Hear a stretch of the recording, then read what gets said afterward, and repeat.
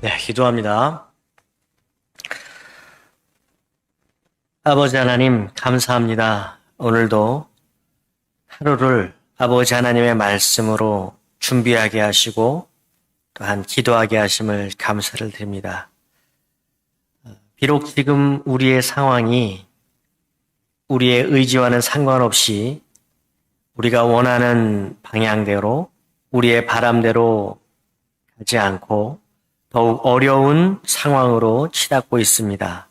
그래서 1년에 한 번 맞이하는 이 휴가의 기간도 가족들과 또 여러 친지들과 또 아는 사람들과 함께 할 수 없는, 그래서 너무나 답답하고 너무나 힘든 시간을 우리는 보내고 있습니다. 그러나 아버지 하나님, 우리가 이런 때에 그리스도인으로서의 해야 될 일들이 있습니다. 이 나라를 위해서 기도하고 또 우리 동천 교회를 위해서 기도하며 또한 이 어려운 시대를 어려움으로만 보내는 것이 아니라 다음 시간을 준비하고 또 그러한 가운데 우리가 더욱 그리스도인으로서 빛과 소금의 역할을 할 수 있도록 아버지 하나님 인도하여 주시기를 간절히 바랍니다. 코로나로 인해서 모든 것들이 우리에게는 두려움으로, 주저함으로, 그래서 계속 발만 동동 구르고 있지만 그럼에도 아버지 하나님께서 인도하여 주셔서 한 걸음 한 걸음 내디딜 수 있도록 인도하여 주시기를 간절히 바랍니다. 특별히 여름 행사를 진행하고 있는 우리 교회 학교 사역자들과 그리고 선생님들을 인도하여 주시고 아이들을 위해서 최선을 다해서 아버지 하나님의 말씀을 전하고 또 그 행사를 통해서 더욱 신앙이 한 키 이상 성숙할 수 있도록 자랄 수 있도록 우리의 자녀들을 인도하여 주시기를 간절히 바랍니다. 이 시간에도 아버지 하나님 병상에 누워있는 우리 동천 가족들이 있습니다. 그리고 여러 가지 어려움으로 힘들어하는 우리 동천 가족들이 있습니다. 아버지 하나님께서 우리 동천 가족들 한 명 한 명을 어루만져 주시고 일으켜 세워주시사 말씀으로 회복되고 또한 기도로 일어서는 우리 동천 가족들 될 수 있도록 인도하여 주시기를 간절히 바랍니다. 오늘의 말씀으로 더욱 아버지 하나님을 의지하며 힘들고 어려운 시대를 살아가지만 아버지의 말씀으로 이겨나갈 수 있도록 인도하여 주시기를 간절히 바랍니다. 오늘 하루의 삶을 아버지 앞에 맡기며 예수님의 이름으로 기도합니다. 아멘. 네, 오늘 말씀은 예레미야 46장 13절에서 28절까지의 말씀입니다. 구약성경 1125면입니다. 예레미야 46장 13절에서 28절 말씀 보겠습니다. 바벨론의 느부갓네살 왕이 와서 애굽 땅을 칠 일에 대하여 선지자 예레미야에게 이르신 여호와의 말씀이라. 너희는 애굽에 선포하여 믹돌과 놋과 다바넷에 선포하여 말하기를 너희는 굳건히 서서 준비하라. 내 사방이 칼에 삼키웠느니라. 너희 장사들이 쓰러지면 어찌함이냐. 그들이 서지 못함은 여호와께서 그들을 몰아내신 까닭이라. 그가 많은 사람을 넘어지게 하심에 사람이 사람 위에 엎드러지며 이르되 일어나라. 우리가 포악한 칼을 피하여 우리 민족에게로 우리 고향으로 돌아가자 하도다. 그들이 그곳에서 부르짖기를 애굽의 바로왕이 망하였도다. 그가 기회를 놓쳤도다. 만군의 여호와가 일컫는 왕이 이르시되 나의 삶으로 맹세하노니 그가 과연 산들 중에 다볼같이 해변의 갈멜같이 오리라. 애굽에 사는 딸이여 너는 너를 위하여 포로의 짐을 꾸리라. 노비 황무하여 불에 타서 주민이 없을 것임이라. 애굽은 심히 아름다운 암송아지일지라도 북으로부터 쇠파리떼가 줄곧 오리라. 또 그 중에 고용군은 살찐 송아지 같아서 돌이켜 함께 도망하고 서지 못하였나니 재난의 날이 이르렀고 벌 받는 때가 왔음이라. 애굽의 소리가 뱀의 소리 같으리니 이는 그들의 군대가 벌목하는 자같이 도끼를 가지고 올 것임이라. 여호와의 말씀이니라. 그들이 황충보다 많아서 셀 수 없으므로 조사할 수 없는 그의 수풀을 찍을 것이라. 딸 애굽이 수치를 당하여 북쪽 백성의 손에 부침을 당하리로다. 만군의 여호와 이스라엘 하나님께서 말씀하시니라. 보라, 내가 노예의 아몬과 바로의 애굽과 애굽 신들과 왕들 곧 바로와 및 그를 의지하는 자들을 벌할 것이라. 내가 그들의 생명을 노리는 자의 손 곧 바벨론의 느부갓네살 왕의 손과 그 종들의 손에 넘기리라. 그럴지라도 그 후에는 그 땅이 이전같이 사람 살 곳이 되리라. 여호와의 말씀이니라.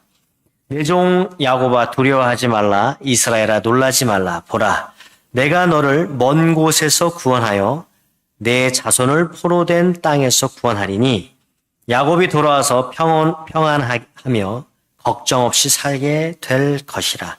그를 두렵게 할 자 없으리라. 여호와의 말씀이니라. 내 종 야곱아, 내가 너와 함께 있나니 두려워하지 말라.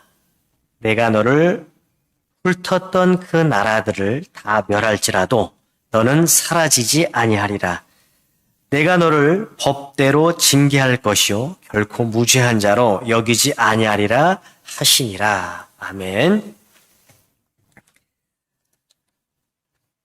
더운 일기 속에서도 여러분 건강 잘 챙기시고요. 또 여러 가지 힘든 상황이지만 말씀으로 승리하는 우리 동천가족들이 되기를 예수님의 이름으로 축복합니다. 오늘 말씀 예레미야 46장은 이 애굽에 관련된 예언입니다. 그래서 지난 시간에 어제 여러분 보았던 전반부 1절에서 12절까지가 이 BC 605년에 애굽의 그 바로 느고가 동맹군이었던 아수르 군대를 도우러 애굽 군대가 바벨론의 그 느부갓네살 왕에게 갈그미스 전투에서 패한 것에 대한 예언입니다. 그래서 계속해서 오늘 본문은 이 애굽에 관련된 예언의 후반부로서 이제 13절부터 26절까지 이 느부갓네살 왕이 애굽 본토에 있는 바로의 왕국을 침입을 하게 됩니다. 그래서 많은 성읍을 약탈을 하고 그 땅을 정복하게 될 것이라는 그러한 예언을 오늘 다루고 있습니다. 이 예언은 BC 567년에 완전하게 성취가 됩니다. 그리고 애굽으로 이주한 그 유다인들을 향해서 애굽 함락을 경고했던 지난주 여러분 저와 보았던 그 말씀 예레미야 43장 8절에서 13절의 예언과 밀접한 관련이 오늘 말씀과 있습니다. 그래서 여러분 오늘 말씀 본문 13절은 이렇게 시작이 됩니다. 바벨론의 느부갓네살 왕이 와서 애굽 땅을 칠 일에 대하여 선지자 예레미야에게 이르신 여호와의 말씀이라.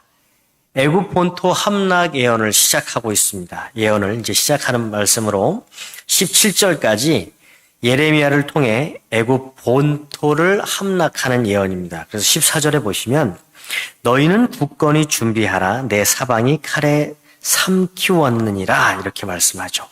굳건히 준비하라고 말씀을 하면서 사방이 칼로 지금 둘러싸였다는 것을 말합니다. 그것은 뭐냐면 예레미야의 이 명령형 표현으로 말씀이 나오고 있는데 군사적으로 열심히 준비를 해보라는 것입니다. 그런데 칼로 둘러싸이는 조롱입니다.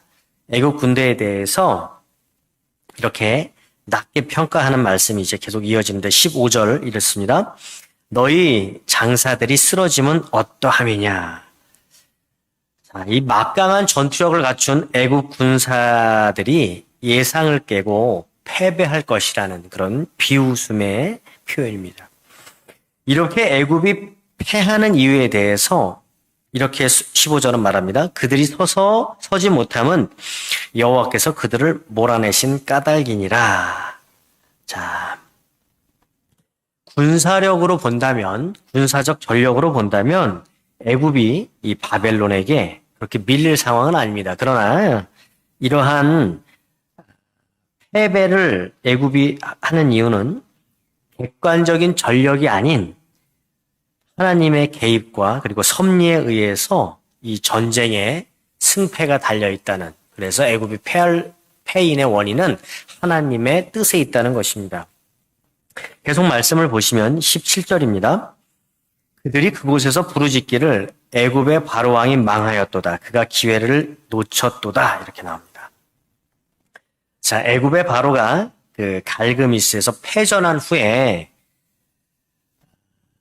이 바벨론에 적대해야 되는 적대 행위를 그쳤어야 됐는데 그들은 자신의 전투력과 그리고 자신들이 가지고 있는 그 군사들을 믿었던 것이죠. 그래서 그러한 교만함으로 인해서 애굽이 자신들의 회복할 수 있는 기회를 잃었다는 것입니다. 그리고 이어지는 이제 18절에서 24절까지 애굽 본토의 함락에 대해서 하나님께서는 더욱 구체적으로 말씀을 해주고 계십니다. 19절에 노비 황무하여 불에 타서 주민이 없을 것임이라. BC 7세기, 6세기 때 이 노브는 이집트의 문화적, 정치적으로 중심지였습니다. 그래서 많은 사람들이 살았습니다. 바로 이러한 노비 황폐해지고 불에 타버릴 것이라는 예언은 애굽이 멸망할 것이라는 예언입니다. 예레미야는 본절에서 다시 이 노브를 대표적으로 언급함으로 인해서 애굽 전역이 바벨론에 의해서 망할 것이라는 것을 말해줍니다. 그래서 애굽이 바벨론과의 전쟁에서 부분적으로 또 지역적으로 이렇게 타격을 받는 것이 아니라 국가 전 지역에 걸쳐서 어려움을 당하게 될 것이라는 것을 말하고 있습니다. 그리고 애굽의 이 멸망에 대해서 더욱 강한 표현들이 이제 이어지고 있습니다. 20절에 보시면 애굽은 심히 아름다운 암송아지일지라도 북으로부터 쇠파리떼가 줄곧 오리라. 이 심히 아름다운 암송아지는 애굽의 이 풍요로움을 말하고 있습니다. 그런데 그와 동시에 그들이 누렸던 이 문화적인 풍요로움이 무절제함과 그리고 방탕함 또한 우상 숭배로 이어지는 것을 보게 되죠. 그래서 부요함과 쾌락에 빠진 애굽을 바벨론이 와서 무참히 그 멸망시키려는 것을 쇠파리떼가 줄곧 오리라 이렇게 표현을 하고 있습니다.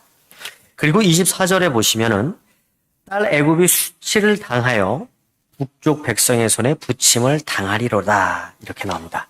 자, 예레미야는 애굽이 바벨론에 의해 멸망하게 될 것이며 또 애굽인들은 전쟁의 포로로 끌려가는 수치를 당하게 될 것이라는 것을 다시 한번 강조하고 있습니다. 이렇게 애굽의 멸망을 재차 강조하는 이유는 당시 유다 백성들이 하나님을 의지하지 않고 오히려 애굽이 가진 부와 그리고 막강한 군대의 전투력을 믿으면서 이 예레미야 선지자의 예언을 이 성취되리라는 그 예언을 생각하지 않았기 때문입니다. 다시 말해서 하나님 말씀을 의지하기보다는 그들 눈앞에 보여지는 것들, 애굽의 전투력과 그리고 애굽의 풍요로움만 그들이 보게 된 것이죠. 마치 롯이 소돔과 고모라로 간 그러한 이유와 마찬가지입니다. 그가 그 앞에 펼쳐져 있는 풍요로움만 보고 땅을 선택한 이유와 크게 다르지 않습니다. 하지만 오늘 말씀은 이 멸망의 예언으로만 마무리되지 않습니다. 27절부터 여러분 28절을 보도록 하겠습니다. 내 종 야곱아 두려워하지 말라. 이스라엘아 놀라지 말라. 보라 내가 너를 먼 곳에서 구원하여 내 자손을 포로된 땅에서 구원하리니 야곱이 돌아와서 평온하며 걱정 없이 살게 될 것이라. 그를 두렵게 한 자가 없으리라. 28절입니다. 여호와의 말씀이니라. 내 종 야곱아 내가 너와 함께 있나니 두려워하지 말라. 내가 너를 흩었던 그 나라들을 다 멸할지라도 너는 사라지지 아니하리라. 내 종 야곱아, 내가 너와 함께 있나니 두려워하지 말라. 이렇게 말씀하십니다. 하나님과의 관계가 끊어진 것을 단정하고 자신들의 처한 그런 암울한 상황, 이 상황에서 여러분, 이 유다 백성들은 두려워했고 절망하였지만 이 백성들을 향해서 하나님께서 특별하고 매우 독점적인 언약 관계를 다시 떠올려 주시는 것입니다. 그리고 용기를 주시고 내가 너와 함께 있나니 이렇게 말씀을 하고 계시죠. 이 약속은 과거 유다인들에게만 국한된 것은 아닙니다.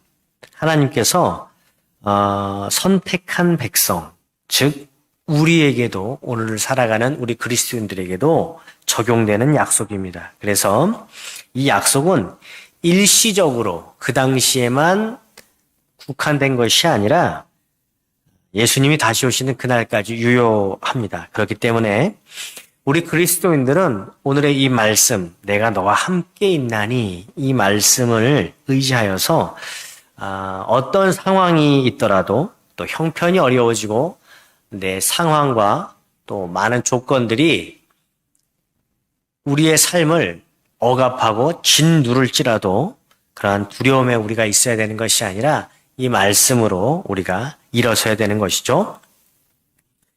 그리고 이제 28절은 이렇게 마무리되고 있습니다. 내가 너를 법도대로 징계할 것이요 결코 무죄한 자로 여기지 아니하리라 하시니라. 자, 여러분, 하나님은 비록 선택된 백성일지라도 범죄한 이상 법도대로 징계할 것을 선언하고 계십니다.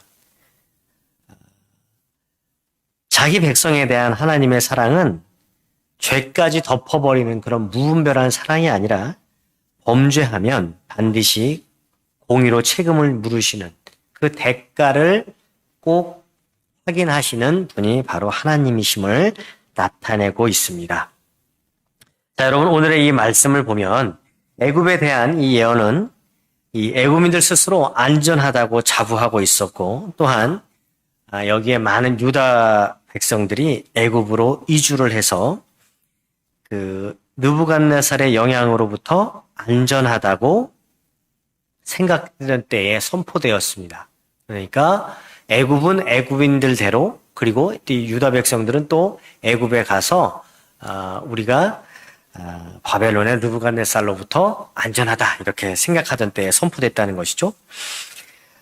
즉 유다에 나온 백성들이 하나님을 대신에 의지하며 피난처로 삼았던 그 애굽에 하나님의 심판이 임할 거라는 예언입니다.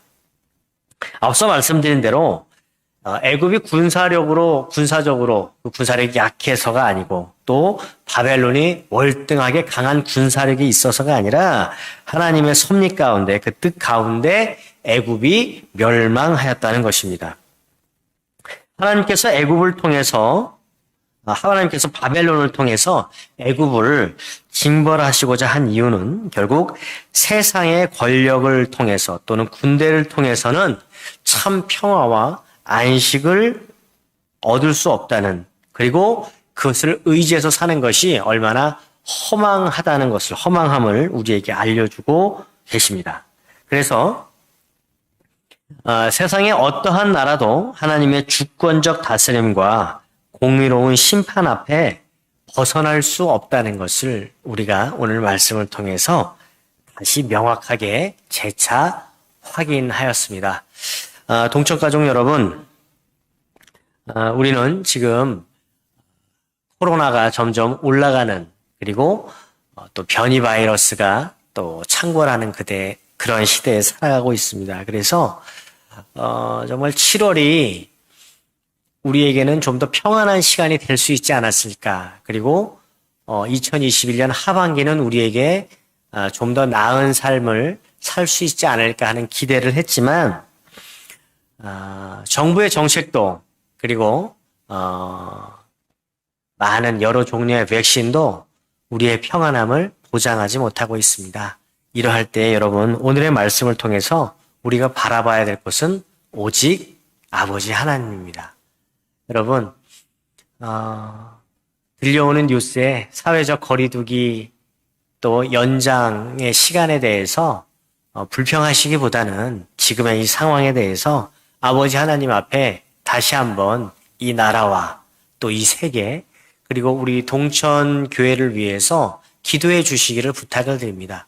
그래서 오늘의 말씀으로 보여지는 것들, 어떤 국가의 권력, 또 가지고 있는 많은 부로 인해서 그 나라가 안락하고 평안을 누리는 것이 아니라 오직 아버지 하나님의 뜻으로만 그 나라가 생존해 갈 수 있다는 것. 그래서 여러분, 내가 너와 함께 있나니 이 말씀을 여러분 다시 한번 기억하시고요. 어려운 또 여건 속에서 매일매일 얼마나 살아가시고 버텨내시는 게 힘드십니까? 그럼에도 하나님께서 우리와 함께 계시다는 것을 오늘 말씀으로 확인하셨기 때문에 그 확인하심으로 확신을 가지고 또 오늘 하루 열심히 하나님 안에서 은혜 안에서 승리하는 우리 동천가족 되기를 예수님의 이름으로 축복합니다. 여러분 가지고 계신 기도 제목 그리고 제가 늘 기도 부탁드리는 우리 자녀들을 위한 기도 제목들 특별히 지금 여름 행사를 진행 중에 있는데 우리 자녀들이 이 행사를 통해서 좀 더 성숙한 그리스도인이 될 수 있도록 기도해 주시고요. 또 이 나라와 또 세계를 위해서 기도 부탁을 드리겠습니다. 기도하시겠습니다.